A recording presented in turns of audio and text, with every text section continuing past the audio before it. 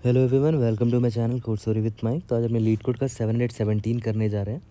Easy marked है, ठीक है। इसको दो अलग तरीके से हम लोग देखेंगे कैसे कैसे सोच सकते हैं। और आज का मोटिवेशन क्या है। आई हैव ऑफन सीन कि जो वीकेस्ट स्टूडेंट्स रहे हैं या फिर कैंडिडेट्स रहे हैं do extremely well in life, ठीक है। तो इसीलिए ऐसा नहीं है कि अगर आपसे कोई क्वेश्चन नहीं बन रहा है या कोई टॉपिक आप नहीं समझ पा रहे हो, आप कहीं पर पीछे हो अभी, ठीक है, तो इसका मतलब ये नहीं कि आप कुछ कर नहीं पाओगे, है ना। अनटिल अनलेस आप एकदम क्विट करके बैठ जाओ, वो नहीं करना है। ट्राई करते रहोगे ना तो अल्टीमेटली एक टाइम आएगा when you will do good in life, ठीक है। It took time for them but it happened for them, है ना। यही पेशेंस यहाँ पर चाहिए, आपको वेट करना पड़ेगा और कंसिस्टेंटली मेहनत करना पड़ेगा। इसीलिए खुद को कभी अंडर एस्टिमेट नहीं करना चाहिए। You are not even aware of what capability you hold. Okay, 1 bit and 2 bit characters, we have two special character, ठीक है। दो तरह का कैरेक्टर हो सकता है। एक कैरेक्टर है कि सिर्फ ये ज़ीरो होगा। The second character can be represented by 2 bits, या तो 1 0 होगा या तो 1 1 होगा। Okay, given a binary array bits, binary array का मतलब क्या होता है कि उस एरे में सिर्फ 0 1 0 1 ऐसे ही कुछ होगा, ठीक है। आपको ये बताना है। और हाँ, एक चीज़ और बोल रखा है कि जो बाइनरी एरे है ना, वहाँ पर लास्ट में ज़ीरो है ऑलरेडी, that ends with 0.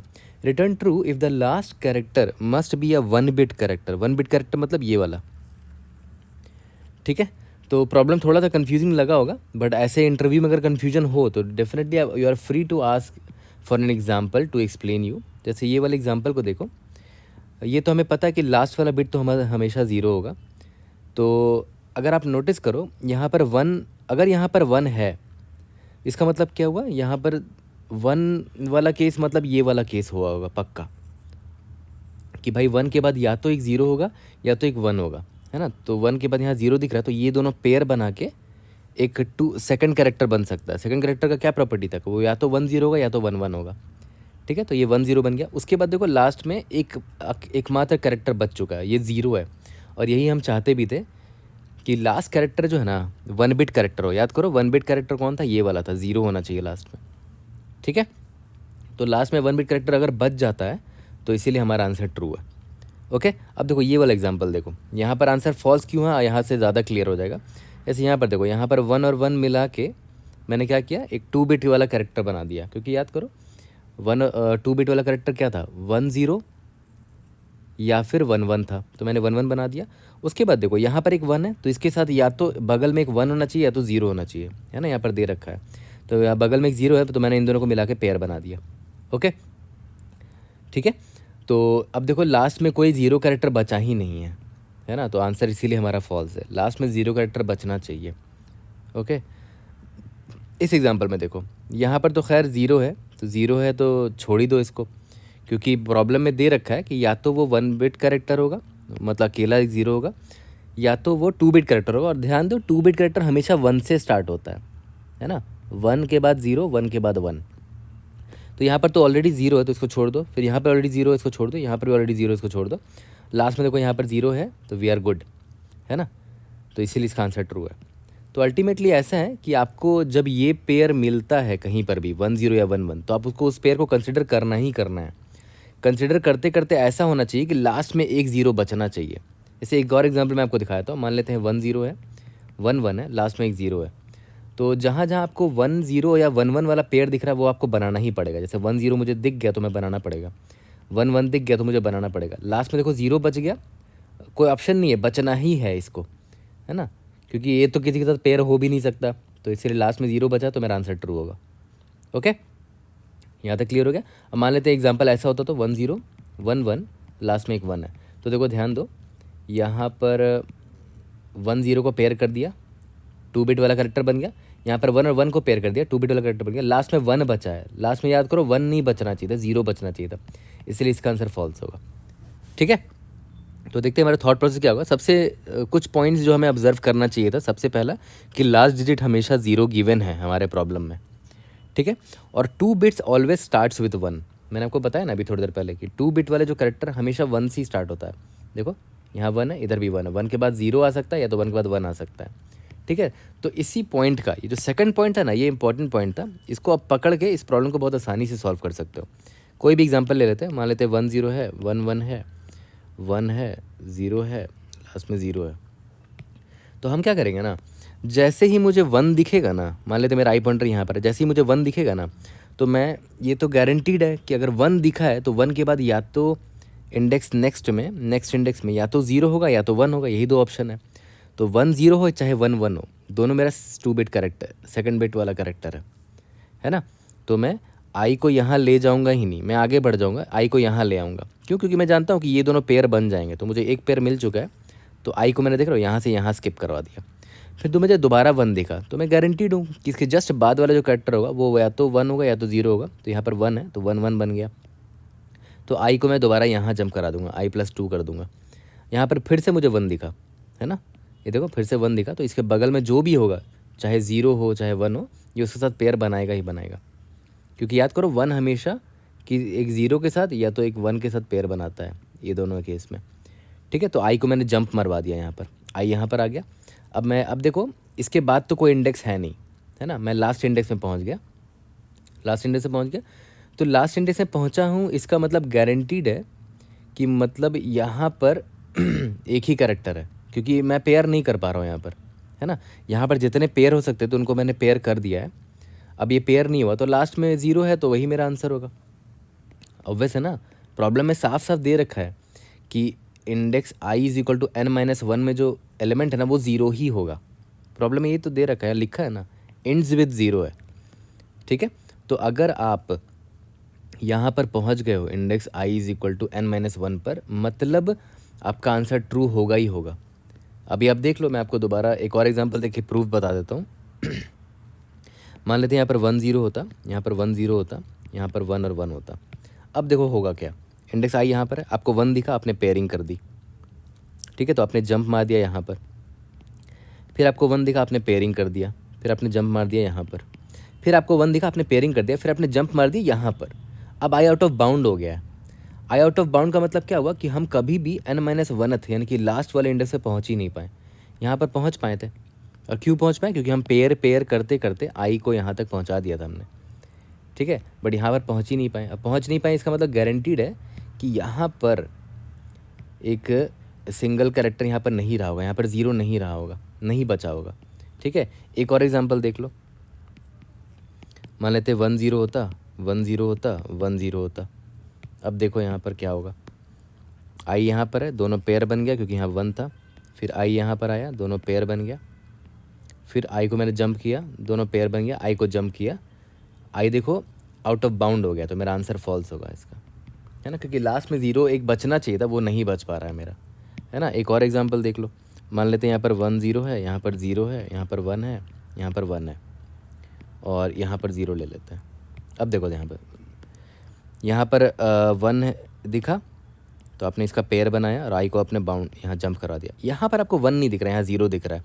तो मैंने क्या बोला, 0 है तो उसको छोड़ दो एज इट इज़, क्योंकि याद करो 1 ही है जो किसी के साथ पेयर बना सकता था। 1 0 या तो 1 1, 0 किसी के साथ पेयर नहीं बनाता। आई को मैं सिंपली आगे बढ़ा दूंगा, आई को मैं यहाँ जंप करवाऊंगा, बगल में बस भेज दिया, i++ कर दिया। यहाँ 1 दिखा, मैंने इसका साथ पेयर बना दिया, मैंने इसको जंप करा दिया। आई यहाँ पर आया, देखो आई कहाँ पहुँच चुका है, i = n-1th इंडेक्स पे पहुँच चुका है, और मुझे ऑलरेडी पता है कि n-1th इंडेक्स में 0 ही है, प्रॉब्लम में दे रखा है, तो मेरा आंसर यहाँ पर ट्रू होगा।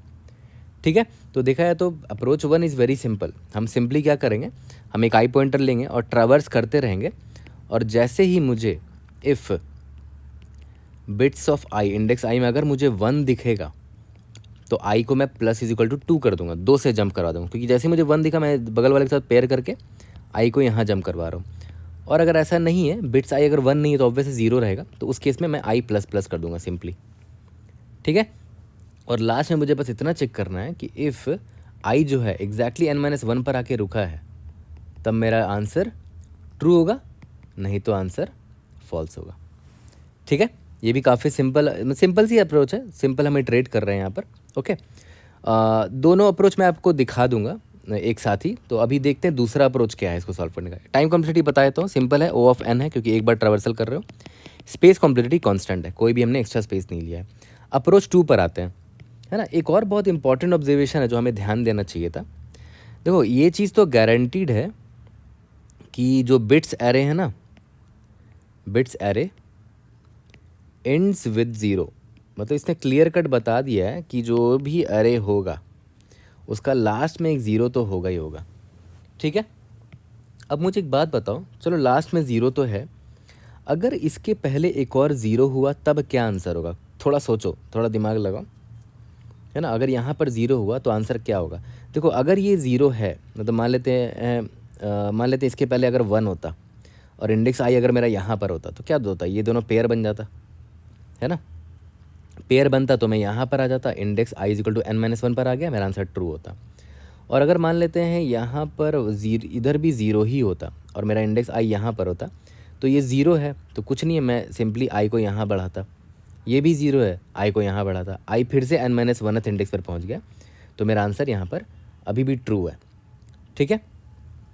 तो इसका मतलब क्या हुआ ना कि अगर ये तो n-1th इंडेक्स है, n-2th इंडेक्स पर अगर ज़ीरो होता है ना तो मेरा आंसर हमेशा ट्रू होगा, हमेशा ट्रू होगा, क्योंकि ये ज़ीरो इसके साथ तो पेयर बनाएगा नहीं, क्योंकि पेयर हमेशा 1 बनाता था, याद है, 1 0 के साथ पेयर बनाता था या तो 1 1 के साथ पेयर बनाता था, ठीक है। तो ये ज़ीरो इसके साथ तो पेयर बनाएगा नहीं। अपने लेफ्ट साइड में अगर किसी से पेयर बनाता भी है तो या तो यहाँ 1 होगा तो ये दोनों पेयर बन जाएगा, या तो यहाँ 0 होगा तो ये पेयर एनीवेज बनेगा ही नहीं, तो ये हमेशा बच जा रहा है अकेला, तो आंसर इस केस में हमेशा ट्रू होगा।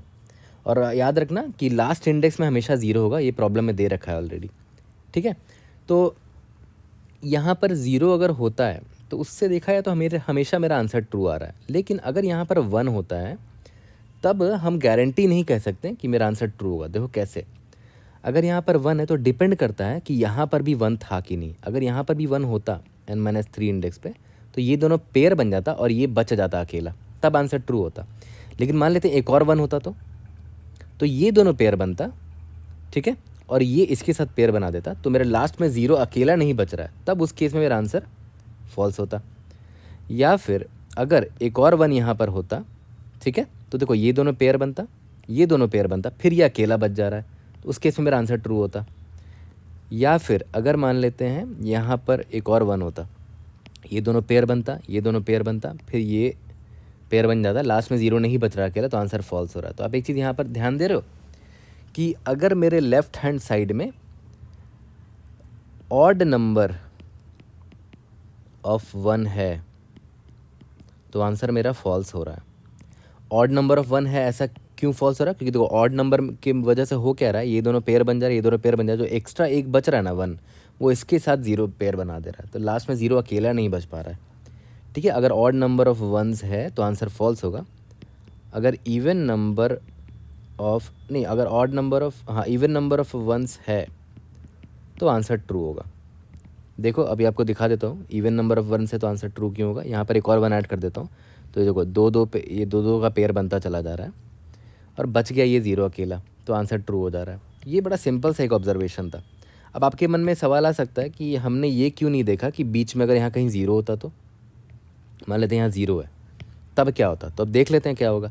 देखो यहाँ पर 1 1 है, ये दोनों पेयर, ऐसे देखते हैं ना, ये 1 1 है, पेयर बन गया, फिर इंडेक्स आई यहाँ पर, ये तो 0 है ना, ये किसी के साथ पेयर नहीं बनाएगा, तो आई यहाँ पर आ जाओ, ये दोनों पेयर बना, ठीक है, फिर आई यहाँ पर देखो, ये दोनों पेयर बन जा रहा है ना। तो अभी भी कंडीशन वही है कि 0 के लेफ्ट हैंड साइड में लास्ट वाला जो 0 है ना, ये वाला जो 0 है, इसके लेफ्ट हैंड साइड में कंटिन्यूसली जो 1 का काउंट है, कंटिन्यूसली मतलब लगातार जो 1 है, बीच में 0 आ गया तो उसको छोड़ दो, बस इसकी बात कर रहा हूँ। जो कंटिन्यूस 1 है वो अगर ऑड होता है तो आंसर फॉल्स होगा, वो अगर इवन होता है तो आंसर ट्रू होगा। क्योंकि देखो ना यहाँ पर भी तो वही हो रहा है ना, ये 1 1 पेयर बन जा रहा है और ये 1 0 पेयर बन जा रहा है, तो आंसर फॉल्स हो रहा है। अगर यहाँ पर भी 0 होता तो देखो कंटिन्यूस 1 ये है, बस 2 ही 1 है, तो इवन नंबर ऑफ 1 है, तो आंसर मेरा ट्रू होगा। क्यों ट्रू होगा? ये दोनों देखो पेयर बन गया और ये अकेला बच गया, ठीक है। तो ये भी एक सिंपल सा ऑब्जर्वेशन था कि इफ़ काउंट ऑफ कंटिन्यूस 1, ठीक है, अगर ये इवन होता है तो आंसर मेरा ट्रू है। यहाँ मैं लिख देता हूँ बिफोर इंडेक्स n-1, मतलब n-1 के पीछे की बात कर रहा हूँ। ये तो n-1 में तो ये है, इसके जस्ट लेफ्ट हैंड साइड में कंटिन्यूस 1 कितना प्रेजेंट है, काउंट ऑफ कंटिन्यूस 1 इवन है, ट्रू होगा। अगर ऑड हुआ तो आंसर फॉल्स होगा। ठीक है, तो इस केस में मैं क्या करूँगा ना, मैं इधर से ही ट्रावर्सल स्टार्ट कर दूँगा, है ना, क्योंकि मुझे तब रुक जाना है जैसे ही जीरो आ जाएगा मैं उसी वक्त रुक जाऊँगा। तो इंडेक्स आई में यहाँ से स्टार्ट करूँगा। क्या ये 1 है? ठीक है, काउंट इज इक्वल टू 1 कर दो। फिर आई यहाँ पर ले आया कि क्या ये 1 है? Yes, count is equal to 2 कर दो। आई यहाँ पर आया 0 है ना, इधर ही रुक जाओ। फिर लास्ट में देख लो कि कंटिन्यूस जो मेरे जो काउंट ऑफ 1 दिखा था उसका वैल्यू क्या है, ऑड है या इवन है। ठीक है, तो देखा है तो थोड़ा बेटर अप्रोच है ये, अप्रोच 1 से, क्योंकि मुझे पूरा अरे ट्रैवर्स नहीं करना पड़ सकता है in many best cases. Worst case में तो मैं समझ सकता हूँ कि अगर मैं सारे 1 होते ना तो पूरा ट्रैवर्स करता मैं, बट यहाँ पर क्या हुआ, बीच में एक 0 था तो मैं इधर ही रुक गया, है ना। तो कभी कभी बेस्ट केस सिनारियो में पूरा अरे ट्रैवर्स नहीं करना पड़ेगा, तो मैं बोल सकता हूँ थोड़ा बेटर अप्रोच है। बट हाँ, वर्स्ट केस में अभी भी time complexity O of n ही है और स्पेस कॉम्प्लेक्सिटी O ऑफ 1 है। ठीक है, काफ़ी सिंपल था। जल्दी से दोनों का मैं आपको कोड दिखा देता हूँ, क्योंकि मैं अभी टाइप नहीं कर पाऊँगा। I am not carrying my external keyboard because I am travelling. तो कोड दोनों का दिखा देता हूँ, फिर इसको फिनिश करते हैं। तो देखो, ये हमारा सबसे पहला अप्रोच है जिसमें मैंने बोला था आई इज इक्वल टू 0, यानी कि लेफ्ट टू राइट ट्रेवर्सल कर रहे हैं, लेस देन n-1 तक जाएंगे, क्योंकि मुझे गारंटीड पता है कि n-1 वाला जो इंडेक्स होगा वहाँ पर 0 प्रेजेंट है। ठीक है, अब यहाँ पर मैंने चेक लगा दिया कि अगर बिट्स आई जो है अगर वो 1 है, ठीक है, तो मैं वो नेक्स्ट इंडेक्स से पेयरिंग कर लेगा, इसीलिए मैं आई को देखो +2 कर रहा हूँ यहाँ पर, है ना।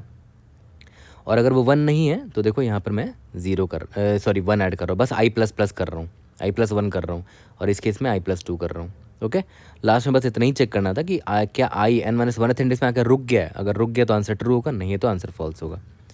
दूसरा अप्रोच बहुत सिंपल था, राइट हैंड साइड से मैंने ट्रेवर्सल किया n-2 इंडेक्स से।